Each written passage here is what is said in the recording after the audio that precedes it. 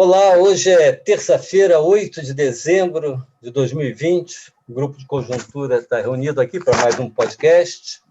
E nós tivemos uma semana aqui, até hoje, da semana passada para hoje, nós tivemos muitas notícias e informações econômicas muito importantes, muitos debates que afetam a economia.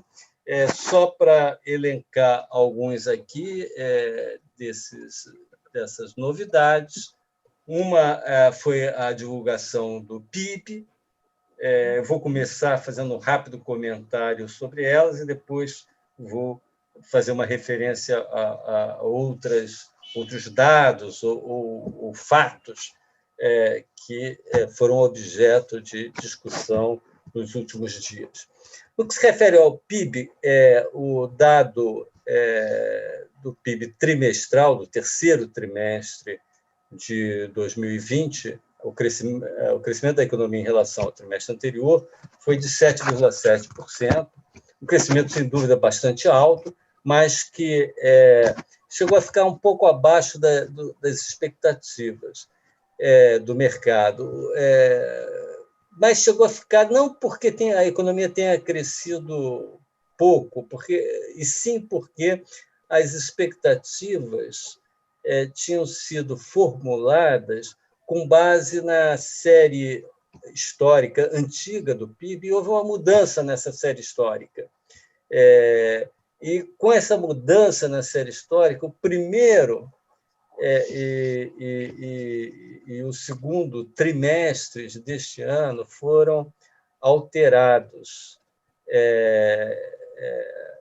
Então, como eles ficaram um pouco melhor o primeiro e o segundo trimestre do que estava na série antiga, o PIB do terceiro trimestre ficou um pouquinho pior. A gente fez aqui uma conta aqui no grupo de conjuntura, simulando qual teria sido o crescimento do PIB se a gente ainda estivesse com a série antiga. E o resultado é que o PIB teria crescido 8,8% no terceiro trimestre, não 7,7%, para chegar onde ele está hoje, né, pela série antiga.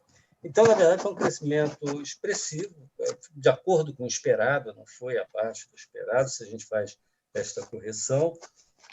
E, na verdade, quando a gente faz comparações internacionais, na verdade, o crescimento da economia nem foi muito bom, espetacular, nem foi um crescimento fraco. Na verdade, no mundo inteiro, a gente observou esse movimento em V, né? Uma espécie de V. É um V, mas com a perna mais recente um pouco curtinha, porque você não volta ao nível de PIB que você tinha antes da pandemia. Mas foi uma volta rápida, sobretudo em alguns setores, como a indústria, aí sim houve uma volta até acima dos níveis anteriores. Mas só para fazer assim, uma comparação internacional, a OECD, né, que são quase 40 economias, né, ela já tem os dados do PIB para o terceiro trimestre, para todas elas, e quando a gente... É interessante, nesse caso, fazer uma análise de todo do PIB acumulado neste ano, nos 3 primeiros trimestres, porque alguns foram mais afetados no primeiro, outros mais afetados pela pandemia no segundo. Então, quando a gente junta os 3 primeiros trimestres, na OECD, ou seja, na média da OECD, dessas quase 40 economias, a gente teve uma queda do PIB de 4,3%.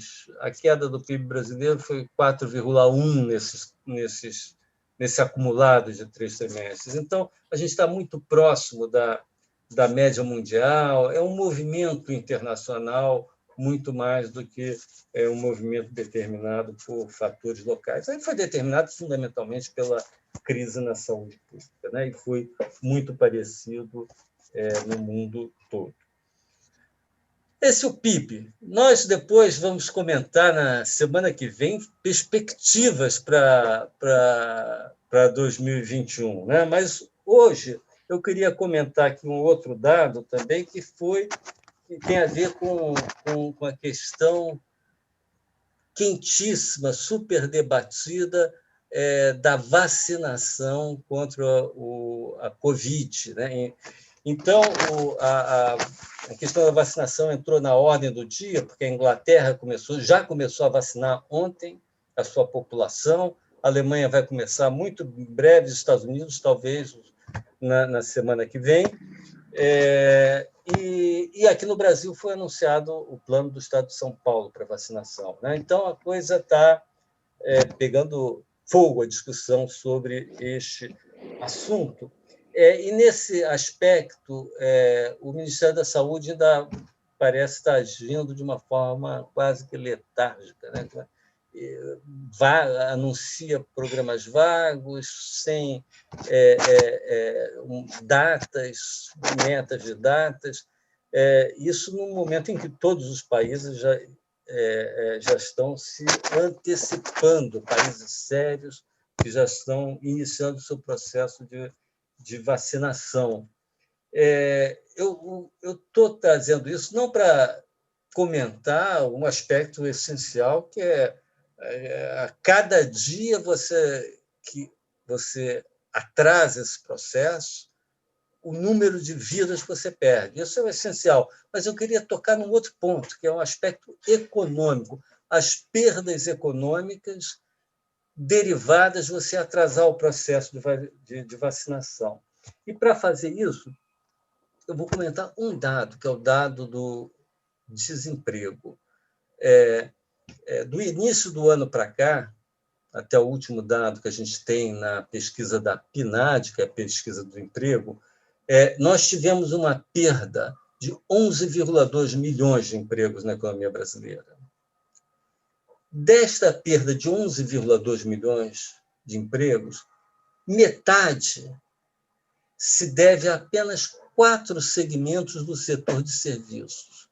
Por acaso, aqueles segmentos onde a contratação de pessoas é praticamente impedida pelo receio que os demandantes dos serviços têm de terem um contato próximo com essas pessoas. Então, esse desemprego, tipicamente, se alguém vem prestar um serviço na sua casa, ou também até atividades pode não ser na sua casa, mas atividades tipo teatro, cinema, viagens, etc., são atividades que estão muito restritas porque uma parte da população, pelo menos, se abstém de consumir esses serviços por receio de contrair o coronavírus. Para esse tipo de desemprego, só existe um remédio econômico, uma política econômica, que é a vacinação, que é o que vai fazer as pessoas perderem esse temor de contratarem esses serviços ou pessoas, né? Então, esses 4 segmentos, deixa eu só aqui citar, são trabalhadores domésticos. Só aí houve uma perda de 1.600.000 postos de trabalho no serviço doméstico. São atividades de recreação, que é isso que eu estava falando aqui, né? Teatro, cinema, turismo, etc. Restaurantes, e o que me faltou? Transportes, porque aí você tem toda a parte de serviços do tipo Uber, que emprega muita gente, Uber, táxi, etc., que estão com uma demanda muito pequena, né? Até outro dia, na revista de Economist, estava mostrando, na semana passada, a foto de um enorme cemitério de automóveis, daqueles táxis britânicos pretinhos, né, que estão todos acumulados, parados, porque todo mundo entregou o seu carro, parou de trabalhar porque não tinha demanda.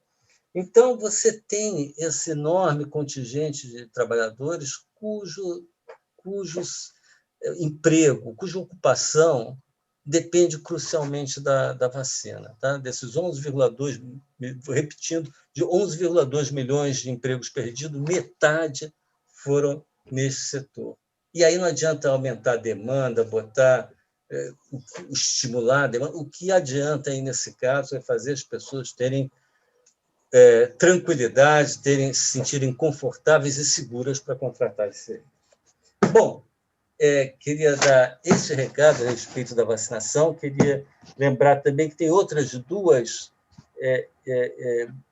dois indicadores, outros dois tipos de indicadores importantes, mas que eu vou deixar aqui para os meus colegas comentarem. Um deles é a inflação, que saiu, está mais alta, está preocupando, está muito mais alta do que se esperava há algum tempo atrás. A gente já vem falando disso há algum tempo, mas hoje de manhã saiu mais um dado importante, alto, do IPCA, de mais de quase 0,9% no mês. E, por fim, por outro lado, aí uma notícia boa também, é que uma série de indicadores financeiros estão mostrando uma melhoria. Está parecendo que está havendo uma distensão aí, e esses indicadores são importantes para ajudar aí no processo, se eles se mantiverem, evidentemente, no processo tanto de recuperação da economia quanto de conter a inflação, de contenção da inflação. Então, feita essa introdução aqui, então eu passo aqui a palavra aqui aos meus colegas que vão aprofundar um ou outro desses pontos que eu coloquei nessa introdução. Eu vou pegar um dos temas que o Francisco colocou, que é a melhora aí dos indicadores financeiros. Na última semana, nós tivemos mais uma rodada de melhora muito expressiva das condições financeiras da economia brasileira, com destaque para o comportamento muito favorável do dólar, mais uma queda forte do dólar e mais uma rodada de alta forte da Bolsa. A novidade dessa semana foi o comportamento dos juros futuros. Quer dizer, os juros futuros têm sido muito influenciados negativamente pela incerteza fiscal. Dos indicadores financeiros é o mais sensível essa questão da incerteza fiscal que para a economia brasileira. Esses juros não vinham até agora acompanhando o comportamento favorável dessas outras variáveis, tipo dólar e bolsa e tudo mais. Só que na última semana houve uma queda razoavelmente expressiva dos juros futuros, embora ainda estejam em níveis muito acima, muito elevados, na verdade. Do fim de outubro, quando a gente começa esse processo de melhora do comportamento dos indicadores financeiros, do fim de outubro até ontem, a gente teve o quê? Um dólar caindo de 5,77 para 5,10, e agora há pouco eu estava olhando, está em 5,7 no momento. A Bolsa subiu de algo com perto de 94 mil pontos, que estava no final de outubro, para uma faixa um pouquinho acima de 114 mil pontos, onde está hoje, quer dizer, uma alta impressionante aí de 21,5% da Bolsa nesse período. Mas os juros futuros, medidos aí pelos swaps pré-DI de diferentes prazos, eles vêm permanecendo mais ou menos estáveis, pegando aí os juros, por exemplo, de 10 anos, os juros longos são mais sensíveis exatamente a essa questão dos prêmios de risco. Os juros de 10 anos estavam em 30 de novembro exatamente na mesma posição que eles estavam no final de outubro, ou seja, os juros de 10 anos em 8,3% ao ano, que é uma taxa extremamente elevada. Assim como até os juros de um ano também estavam exatamente iguais, 3,2%. Então, a gente passou o primeiro mês dessa onda de melhora com flutuações muito pequenas nos juros futuros e chegando um mês depois ao nível que eles estavam exatamente antes. Eles não acompanharam a melhora dos outros indicadores. Corre que de terça para cá, os juros futuros, afinal, se mexeram para baixo um pouco. Então, para voltar aos juros de 10 anos, eles caíram aí de 8,3% para 7,7%. Essa queda se deu entre terça e quinta da semana passada, e de lá para cá ele está estável em 7,7%, os juros de 10 anos. é um nível ainda extraordinariamente elevado. Eu queria falar um pouquinho sobre isso, porque isso é importante a gente ter presente. Para entender melhor o significado desse dado, desses juros, é bom a gente ter presente o seguinte, quer dizer, o que ele representa de fato, dizer os juros de 10 anos estão em 8,3, os juros de 3 anos em tanto, de 2 anos em tanto, o que quer dizer isso exatamente? Isso é uma precificação que o mercado financeiro está fazendo, na verdade, da taxa Selic média, a contar de hoje, onde ela está em 2%, a taxa Selic, até o prazo definido, seja 2, 3, 5, 10 anos. Então, é uma taxa média a contar de hoje.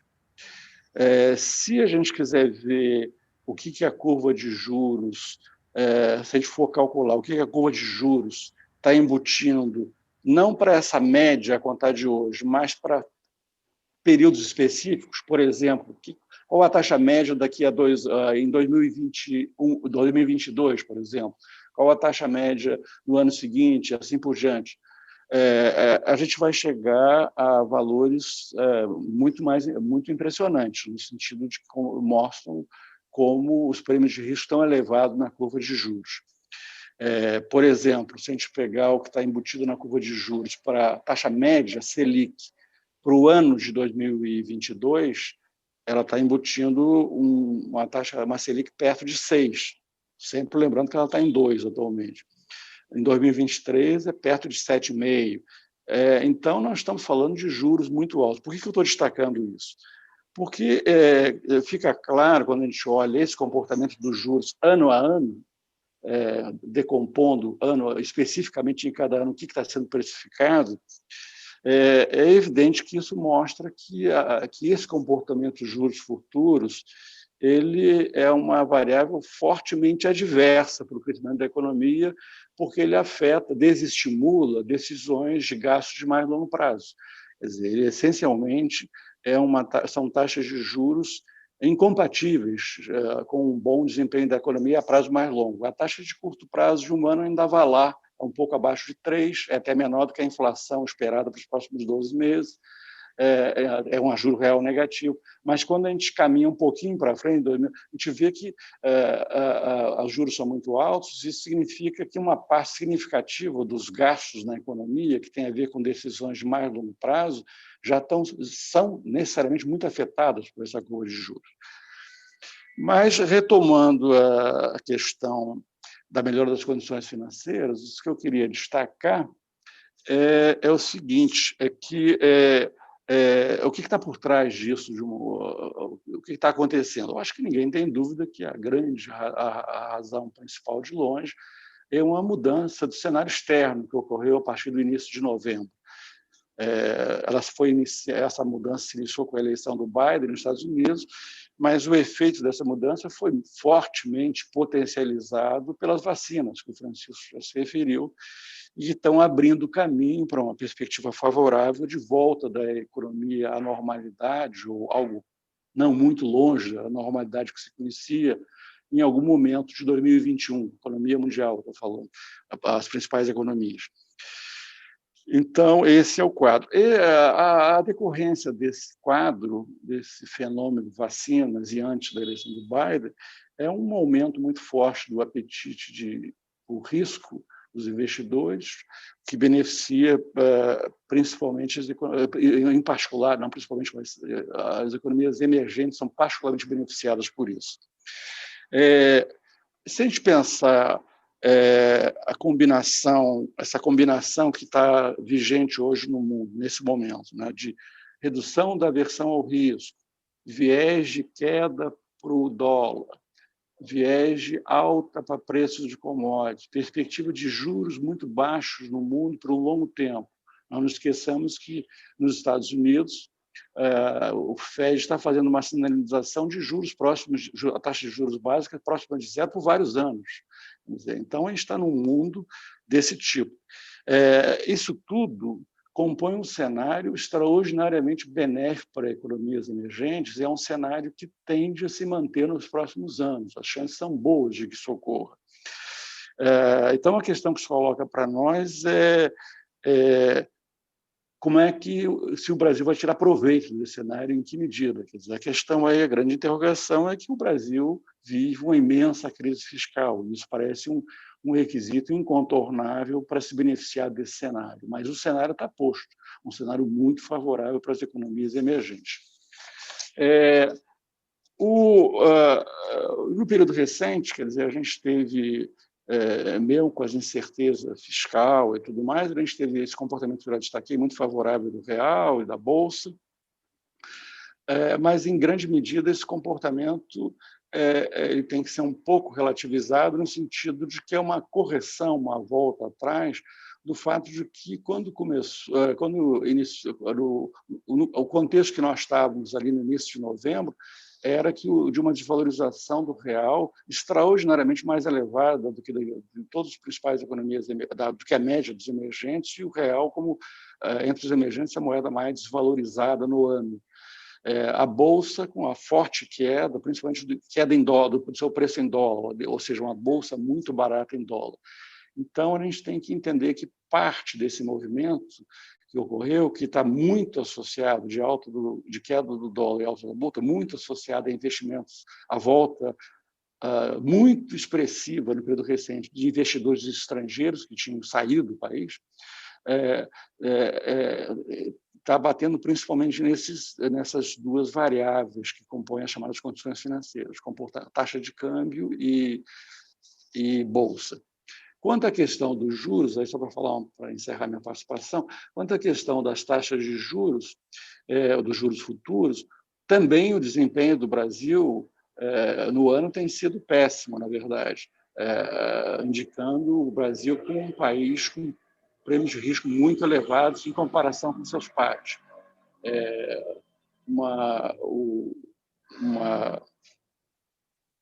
Um estudo recente aí do JP Morgan, aliás, ontem saiu também de novo uma matéria sobre isso, no Valor, mostrando que dos principais emergentes, o único, pegando a taxa de 10 anos, de juros de 10 anos, o único que está com taxa hoje maior do que estava pré-pandemia é o Brasil. Todos os outros estão com taxas menores.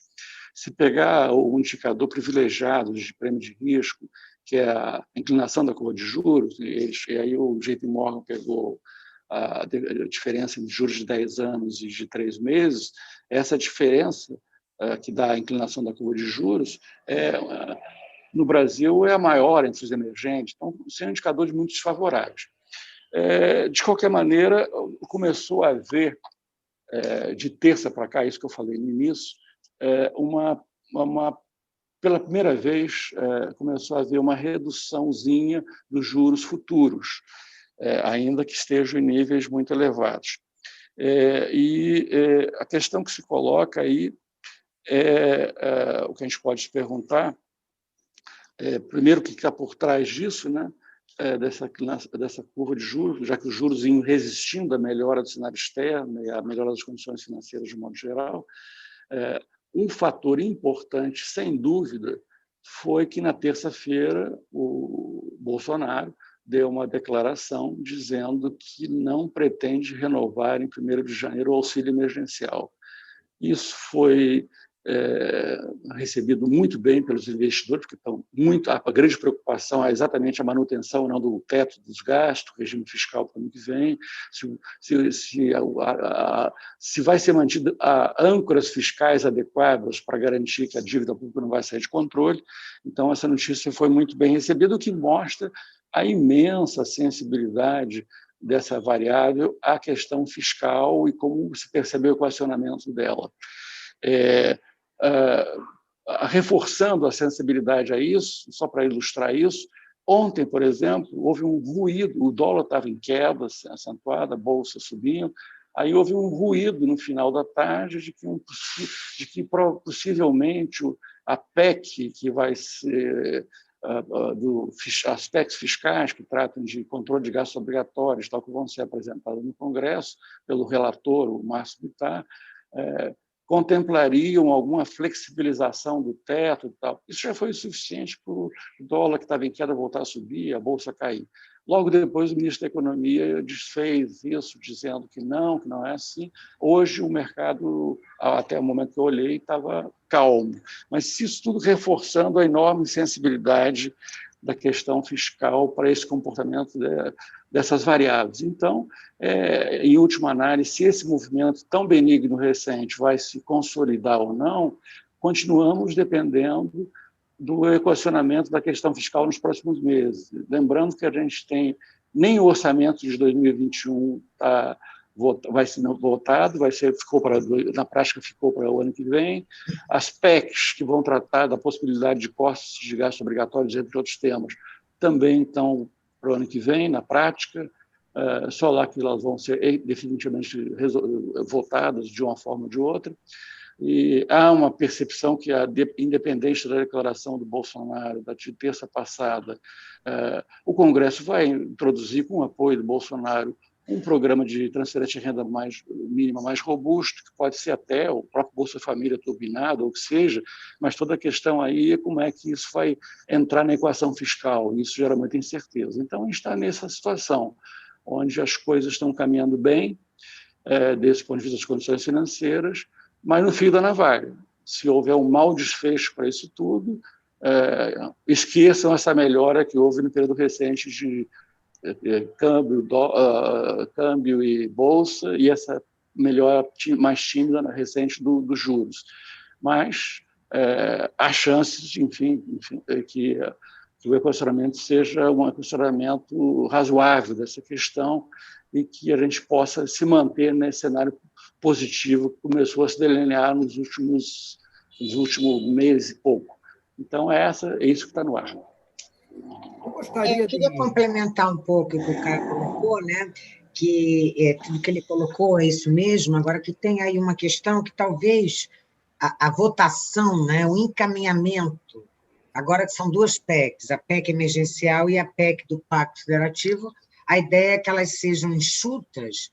Então, também ao longo desta semana, né, da semana que passou, no final da semana passada, da que passou mais recentemente, a discussão começou a ganhar fôlego novamente, né? Então, o relator da proposta, o Bittar, né, já está começando a discutir que vai ser uma proposta com menos focos, quer dizer, a coisa vai ser mais concentrada em fundos públicos, em redução de subsídios programados subsídios fiscais até gastos tributários, né, até 2026, e algum ajuste de gasto obrigatório que é fundamental para a manutenção, para a sobrevida do teto dos gastos. Então, acho também que isso, evidentemente, não vai ser votado agora, antes do final do ano, mas o fato desse assunto voltar à baila é um sinal de que o Congresso começou a se movimentar em direção a um mínimo ajuste fiscal estrutural, muito aquém daquele inicialmente projetado pelo próprio Executivo no final do ano passado,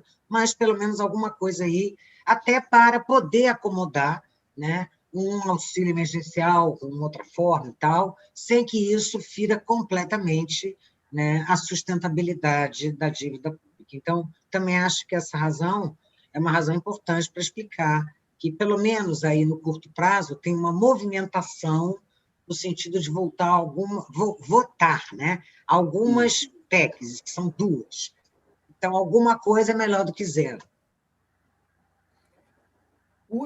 Um ponto que eu gostaria de destacar, que amanhã, quarta-feira, vai ser dia de votação do Copom. Nós teremos a decisão do Copom. Então, falar um pouquinho sobre os dilemas que a gente está vivendo hoje em matéria de política monetária. Já temos comentado isso anteriormente, em outras reuniões, tá?